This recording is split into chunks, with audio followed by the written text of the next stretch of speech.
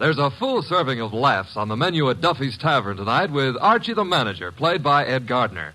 Archie's colleagues in comedy are Miss Duffy, Clifton Finnegan, and Eddie the Waiter. This Sunday, the big show comes your way once again on NBC. And just listen to a few of the stars who'll be with you. Fred Allen, Jack Carson, Mindy Carson, Ed Archie Gardner, Ed Wynn, and many, many more. And, of course, your MC will be Tallulah Bankhead.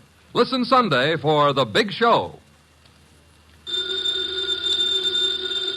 Ladies and gentlemen, that phone bell means exciting adventure. Hello? Hello? The handsome young man answering the phone is Archie Goodwin. A mountain of a man engrossed in deep thought in the oversized armchair is Nero Wolfe. Hey, boss. Oh, Mr. Wolfe. Mr. Wolfe. There's a guy on the phone wants us to take a case. Seems that someone was mad at a guy who was mad, and now this guy on the phone is mad, wants us to find out who did the killing. What do you say, Mr. Wolfe? We need the money. Hello? Yes, Mr. Wolfe says he'll be happy to take the case. Just present yourself and a check for $2,000 at 601 West 35th Street at 11 o'clock.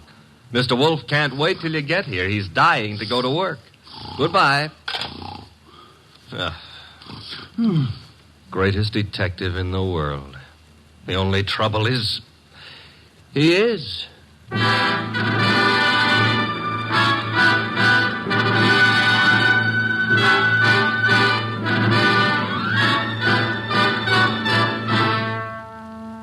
Yes, listeners, Archie is so right. He is the greatest detective in the world, and the fattest, and the least energetic. He's Nero Wolfe, created by Rex Stout, and brought to you over this NBC network in a new series of adventures by Mr. Sidney Greenstreet.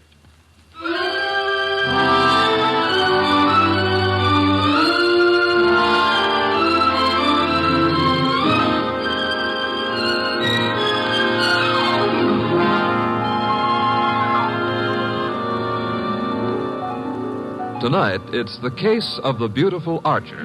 That's a good title. And it was a good case, too. It began in the consulting room of Dr. Raynard Townley of the Townley Sanitarium, skipping a jump north of Nyack, New York, when a very lovely young lovely glared across the desk at the good doctor. Shall we pretend you don't know who I am, Dr. Townley? How could we possibly do that, my dear Diana Lawrence? 23 years old, daughter of one of our better-known sculptors, Michael Lawrence. You were born in Johannesburg, educated in London and Paris, and live at present 100 yards from here in your father's cottage on Berry Hill Lane. How's that? It's intended to be staggering, isn't it? You take no cream or sugar in your coffee, were winner of the Women's National Archery Tournament for 1947, and have an exceedingly high temper. Let's stop the nonsense. You have an inpatient here named Willard Garth. Well, Willard Garth happens to be my fiancé. Yes, he has mentioned the fact during his analysis. And, well, has he by any chance mentioned his reasons for suddenly refusing to see me during the past 5 weeks? He didn't have to, Miss Lawrence. Well, what do you mean? I mean that I recommended he give you up as a bad job. What? Well, I suppose you had some purpose in saying what you did. Of course. I'm the boy's doctor. You think you're in love with Willard Garth, I know, but actually, you're infatuated with the Garth millions. You take a lot on yourself, don't you, Doctor? I consider it important to relieve Willard of all painful external pressure. You've done well for Willard, Dr. Townley, relieving him of me. I think so. Now, let's see you relieve yourself of me. You, purchased the gun for this occasion, Miss Lawrence? Yes. And what exactly do you hope to accomplish with it? A quick and complete reversal of your decision about me. I'm not as easy to handle as Willard is, you see. And if you intend to ruin my life, then I intend to end yours, here and now. The phone is ringing. Let it ring. Just as you say. It's the house phone, Miss Lawrence. It may be Willard, you know. Oh, Willard? Yes, he usually phones me from his room at about this time every day. Well, all right. Answer it, but be careful what you say. You're in command, it seems. Hello? Oh, why, hello. I thought it would be you, Willard. Look, my boy, Diana Lawrence is here. I've had a talk with her, and I've reconsidered my opinion. Yes, I'm quite serious. If you're at all sensible, you'll see her regularly and plan on a marriage as soon as you're discharged. Yes. Oh, you do? Very well. I'll see if she'll talk to you. Miss Lawrence. Yes? Do you want to speak with him? Give me the phone. Of course. Here you are, and I'll take this gun. There we are. Now, stand away, Miss Lawrence. But Willard's on the phone. Willard is not on the phone. No one was on the phone. The ring came from the push-button bell under my desk here. Oh. Sometimes I find it convenient to interrupt my consultations with a phone call. Oh, you smug, deceitful, self-sufficient... Murder is a vexatious business. You'll be grateful to me one day. All right. Give me my gun and let me go. The gun, I'm afraid, stays with me. Here in this Majolica cabinet. I'd scarcely feel justified in trusting you with it. And now, with your permission, or without it, the interview is ended.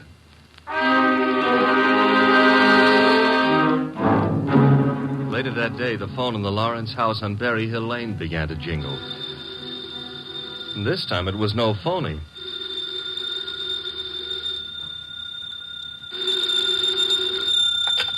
Hello? Diana? Yes? Willard, darling. Diana, darling, it's Willard. Imagine. Has the doctor let you use the telephone just as if you were a great big adult? Oh, I've got to see you, sweetheart, and I didn't call you to argue. Love, beauty, understanding, that's what matters. Isn't it? Isn't it? Do I hear the overtones of a change of heart? Oh, Diana, what's happened wasn't my fault. He poisoned me against you. Then why don't you walk out of that amateur nut house and stand up like a man? I probably shall, Diana. And now, please listen to me. He's letting me have the limousine tonight from 8 until 12. I want us to go for a ride and talk and talk and talk until everything is clear. Clear as a bell, my baby. Don't tell me he's trusting you to drive. Oh, no. No, one of the handyman here will chauffeur us. Oh, say you'll come, Diana. Will you? Say it. Say yes. Say you will. Well, yes, Willard. I'll be glad to. Oh, 8 o'clock, then? 8. Oh, bless you. Bless you, my angel.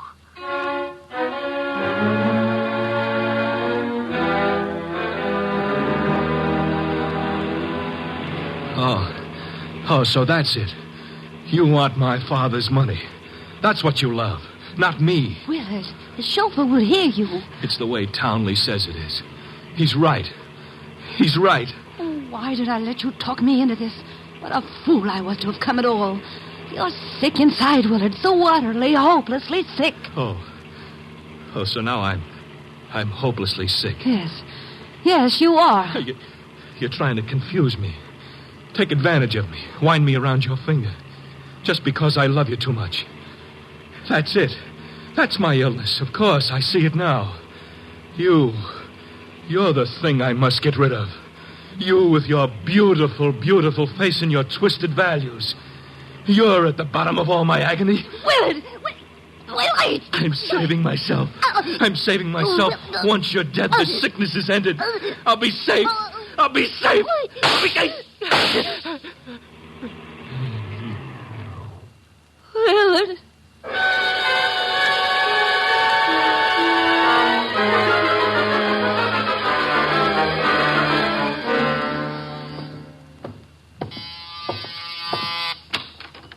Dr. Townley? Yes. Come in. Mr. Wolfe's been expecting you. Come in, Dr. Townley. Come in. Have a chair. Thank you, Mr. Wolfe. I'm so happy you've agreed to take this case. Have a glass of beer. Oh, no. Never at this time of morning, thank you. Well, Doctor, the newspapers check with what you told me. The girl and young Garth went out for a ride in your limousine last night. The car was driven by one of your handymen. That's right. Haynes, his name is. And they never came back. Young Garth was found dead in the car with 2 bullets in him. The girl was gone, and also Haynes, the handyman chauffeur, huh? Correct, sir. Have you any idea where he could be? No, sir. And the young lady, tell me about her. She's Diana Lawrence, daughter of Michael Lawrence. The sculptor? The sculptor. She lives with him in a small cottage near my sanatorium on Berry Hill Lane.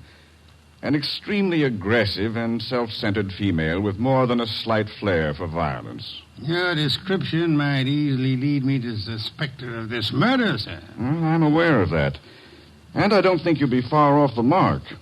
As I told you on the phone, she tried to murder me yesterday morning. The police have made no headway in locating her? No, the homicide division has contacted her father, but he's remained quite noncommittal. He simply says that he's sure she's incapable of killing a fly and that he hasn't laid eyes on her since 8 o'clock last night.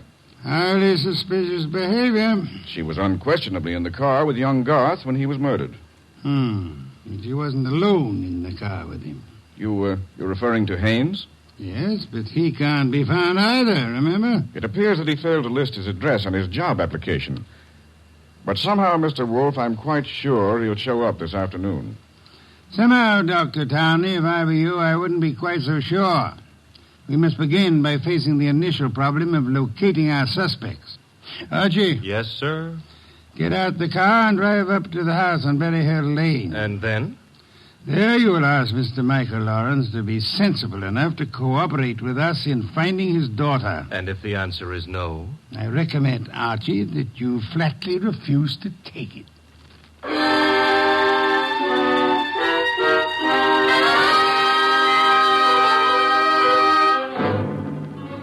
Mr. Lawrence was no simple baby to handle. He was in a studio when I walked in, chiseling on a statue of a boy and a girl, both wearing less clothes than the law allows. And before I got a chance to state my name, he commenced giving me a free lecture on the marble work of art. She's good. Really good. She's practically superb. The Ariadne. The what, Ariadne? The girl in the statue. Oh. That's Ariadne. Tragic nymph of Greek mythology. Don't tell me you're not familiar with Apollo and Ariadne. All right, I won't. The Apollo, on the other hand, is unfinished. The face, you see, it lacks something. The passion of yearning, Olympian desire.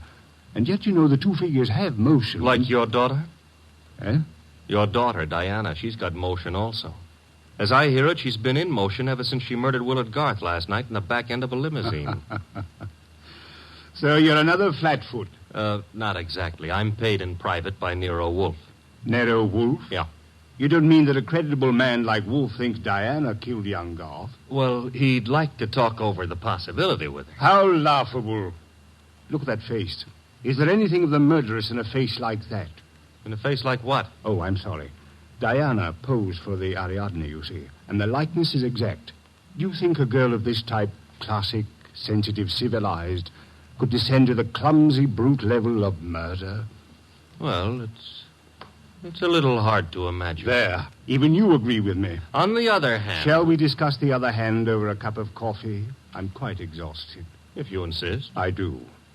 Sit down and inhale the atmosphere of culture at its source. There's a pot warming on the stove. Pot of what? Coffee or culture? Well, wait and see what he means. Should never ignore a phone call. Who knows? Might be something important. Yes? This is Diana, Father. Oh, yes, Diana. It's all over the papers. Yes, I know. Well, I don't think they'll find me where I am, and I'm staying here until things quiet down a little. Where are you, honey? What did you say? I said, where are you? You said honey. Daddy, you never call me honey. I know it's because I'm excited. Where are you, sweetheart? Well, you mustn't let anybody find out. Not a soul in the world. Where are you? Well, you know where Tyne Pike turns off to the left beyond Bartsville? Yes? Well, I'm... Call me later, Angel. But, Father, Oh, get that motorman's number. You will live, my friend, but not long if you don't control your curiosity. You hit me. With that mallet you hit me. What was the big idea? Do you really have to ask that question? Weren't you trying to trick my daughter into disclosing her whereabouts? The police are pretty interested in her whereabouts. Then let them find her. But you can't be surprised, my friend, if I choose to protect Diana's interests.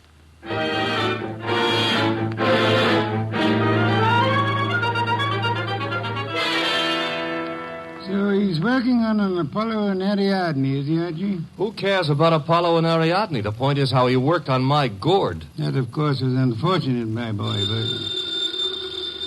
Did you get that piece? Mm-hmm. Hello? Inspector Kramer. Hold it. For you. Here. Thanks. Yes? Wolf, How are you, Inspector? I hear you're in on the Garth killing. Not very deeply, I am afraid. We are still trying to locate the Lawrence girl. Well, you can forget about that. Yeah? Yes, we've already located her and released her on a habeas corpus. That sounds interesting. Her father had a lawyer on our heads before she was in here 10 minutes. Too bad you couldn't have held on to her. Oh, I don't know. I'm not so sure we want her. Why not? Well, first of all, it's not likely she did it. No? No. Ballistics stated that the bullets that killed Willard Garth were not fired from point-blank range. And she was sitting beside him on the back seat. I see. Also, we found the murder weapon in the grass near where the limousine was parked, and she admitted it was hers. That sounds like a poor reason to release her. Well, the point is she wasn't in possession of the gun when the killing happened. At least so she says. No, who was? That doctor, What doctor? Townley, the guy who runs that sanitarium. According to her, he took the gun away from her for safekeeping at noon yesterday.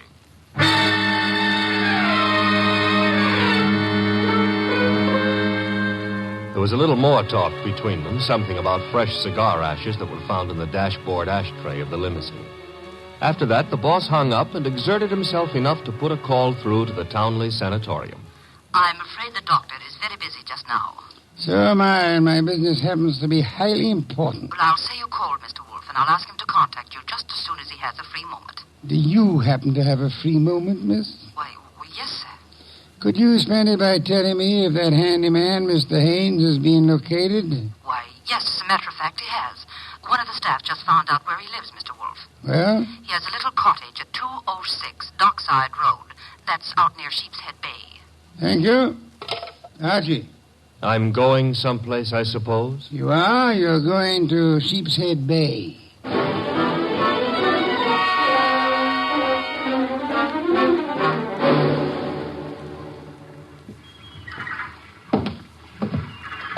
Hello there.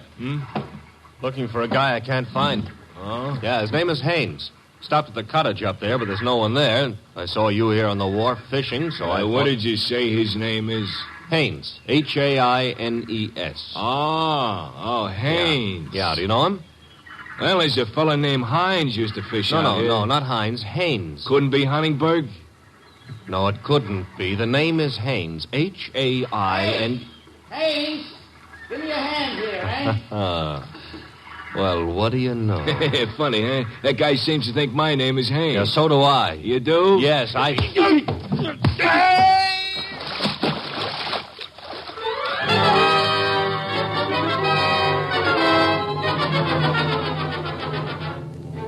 I got back to our house soaked to the skin and minus Haynes, and just in time to see the boss in the exhausting process of walking across the room to answer the phone.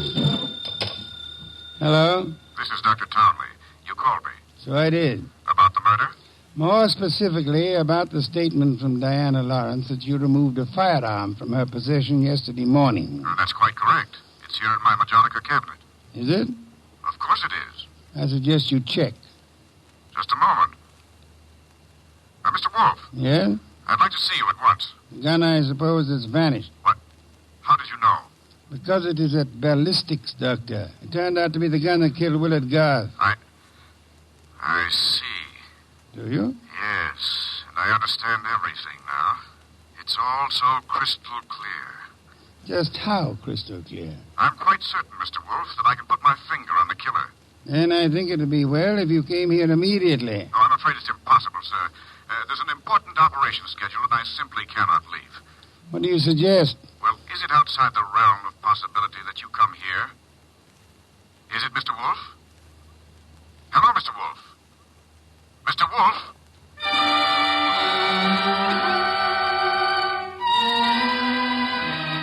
When my boss has to leave the house, it's a major tragedy.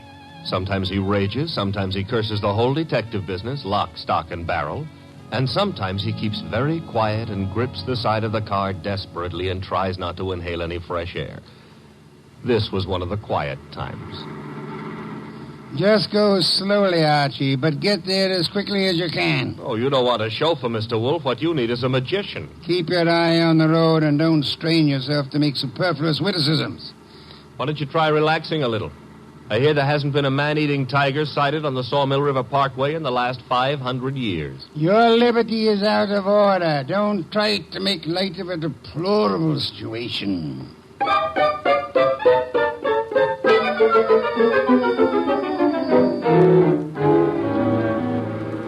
Here's the sanatorium. And there's Dr. Townley coming to meet us. It's terribly nice of you to have come, Mr. Wolfe. I've heard about your aversion to traveling, and I appreciate your going to the trouble. Don't mention it. Oh, Archie, help me out with my other arm. There we are. Now, calm down. You're all in one piece. I think you'll find the trip highly profitable, Mr. Wolfe. You'll consider it time very well. Hey, what's the matter? What is it? What happened? He's been shot. It's hardly likely. There wasn't a sound. This kind of shot doesn't make a sound, boss. What do you mean? Better take a look for yourself. There's an arrow in his back, and he's dead.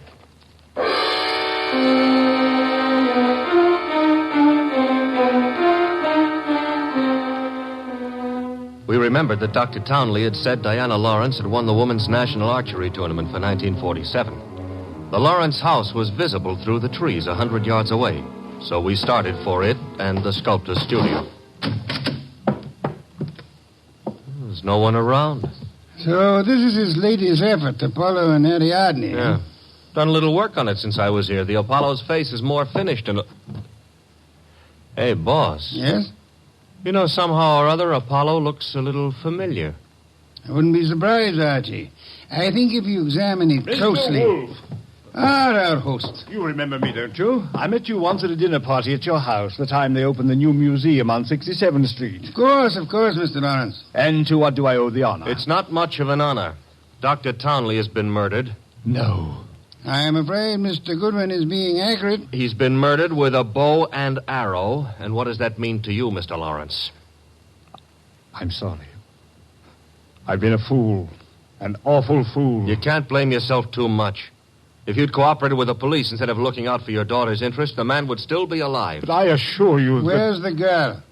She should be here now. She phoned me a while ago and said she was coming by for passage money to Rio. You were looking for me? Boss. Diana, put the gun down, Angel. And tie a rope around my neck? Might I inquire if your plan is to kill us all, Miss Lawrence? Oh, what would yours be if the world was after you for something you didn't do? Wouldn't you be willing to risk persuading a jury of that? Thanks, no. I'll skip that chance. Father, get me the money. Diana, sweetheart, don't make me a part of your murders. That's asking too much of love. Don't you know I'm not guilty? No, Diana, I don't. Leave that gun away, Diana. Haynes. Looks like I walked in on the nose. That's him, boss, the guy who soused me. Take a little of your own advice. Relax, Archie. What do you want here, Mr. Haynes? I want to give up and try to straighten out this little deal. Mr. Lawrence. Yes? Here's your money back. You got a right to call me a welcher. I promised I wouldn't give evidence against the girl, and you paid my price. But enough is enough, and right here and now I'm unloading. Just what does this mean? It means I saw her do it. Oh, you stupid, lying, rotten... Oh, yeah. Grab her, Archie. Grab her. Get the pair of them out of here.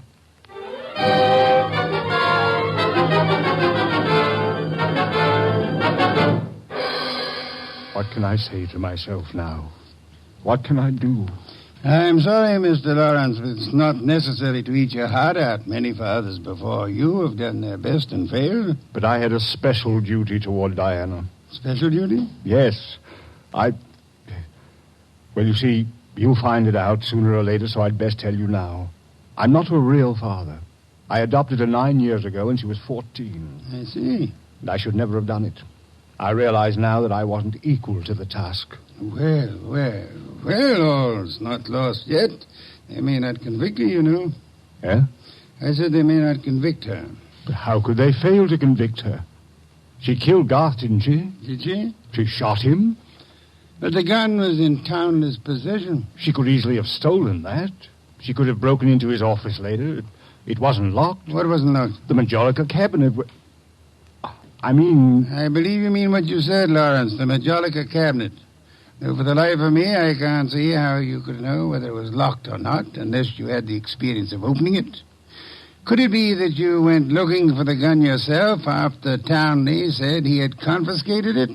That you killed Townley with a bow and arrow, which you handle as well as your daughter, because he was just on the point of telling me that you knew where the gun was and that you were the likeliest murder suspect? You must be mad. Oh, sir, not I. But you are mad and more than a little. You hated Willard Garth. It was you who were making the marriage impossible. You loathed him, and in the end, you killed him. How could I have killed him? I'll tell you a little secret, Mr. Lawrence. The police found cigar ash in the dashboard tray of the death car. Chemical analysis showed that the ash was from an El Adoro cigar. What have you got in your left hand, sir? In my... an Eladora cigar. And in my right hand, a derringer. Powerful and admirable little weapon, Lawrence. I suggest you show proper respect for it by dropping all this here and now. You don't wish to hear me say the rest, that you were horribly in love with Diana, your own adopted daughter? In love and hopelessly, eternally frustrated? You begrudge me the triumph of accusing you of having bribed Haynes to let you take his place at the driver's seat of the limousine? And further bribed and threatened him into putting on his show of merry pranks and false confessions to confuse us all beyond measure? You said I loved Diana. Would I do all this to her if I did? Oh, but of course, such love as yours is really hate. You were content to see her dead rather than relinquish her. Like all miserly, small-hearted men, you would rather kill the thing you love than muster the generosity necessary to seeing it attain happiness. That's enough out of you. I should think it was much too much. It is.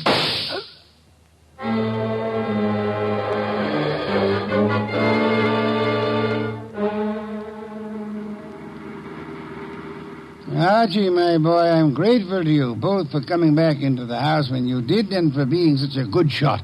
Hope you remember that next time you feel like insulting me. Tell me, what's with that cigar ash routine? Who told you the ashes in the limousine were from an Eladoro, boss? I never heard anything about that. As a matter of fact, neither did I. No one could possibly have determined the brand by any chemical means in existence. I knew that, you see, and I took the long chance that Lawrence didn't. Oh. But I still don't get the mainspring of the deal. How did you know he was in love with Diana? That was genius, I have to admit it. You see, it all hinged on the statue of Apollo and Ariadne. According to the Greek myth, Apollo fell deeply in love with the nymph, but because they were of different worlds, he was condemned to pursue her always and never to catch her. Well, what's that got to do with the price of eggs? Isn't it perfectly obvious? Didn't he tell you that Diana had posed for the Ariadne? Yeah, but I still don't... And you yourself remarked on the fact that the finished Apollo looked somehow familiar, didn't you, Archie? Yeah, I did, boss. Don't you know why that was? You mean that... I mean that Michael Lawrence unconsciously revealed the true state of his heart. He didn't intend to, I suppose. But precisely and accurately, he chiseled the features of the tortured God in his very own image. Oh. And speaking of torture, Archie... Yeah? Will we be home in time for dinner? Oh, boss, you can't be that hungry. Oh, I am. Good heavens, Archie. Do you realize that I haven't eaten since lunch?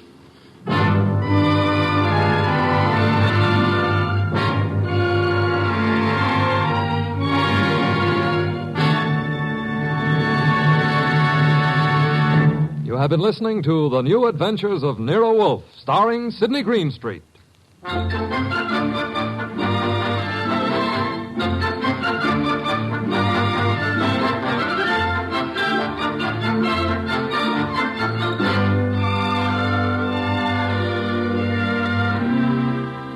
Tonight's transcribed story by Peter Berry was based on the characters created by Rex Stout. This is an Edwin Fadiman program produced and directed by J. Donald Wilson. In the cast were Larry Dobkin as Archie Goodwin and Gigi Pearson, Ted Von Elst, Bill Johnstone, Peter Leeds, and Jay Novello. Next week at this same time, Nero Wolfe and Archie will bring you The Case of the Brave Rabbit. Don Stanley speaking. There's fun and laughs later tonight when Ed Archie Gardner stars as Archie the manager in Duffy's Tavern. As usual, Duffy won't be there, but Archie will be there, armed with his own whimsical version of the English language. Another Friday favorite you'll hear later is The Delightful Life of Riley, starring William Bendix as Chester A. Riley.